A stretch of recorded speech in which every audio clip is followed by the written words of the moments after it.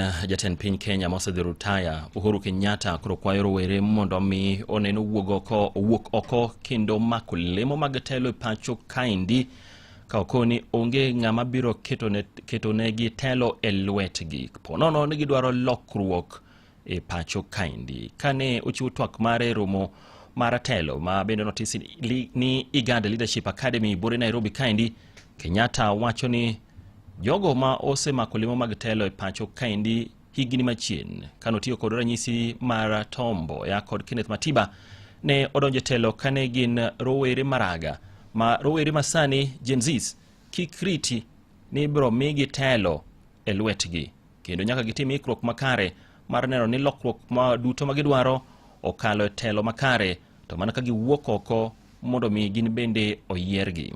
People like Tomboya, who were ministers of government for planning the ages of 28, 29, Ken Matiba, who were around 27 and they were permanent secretaries. They were shaping the country.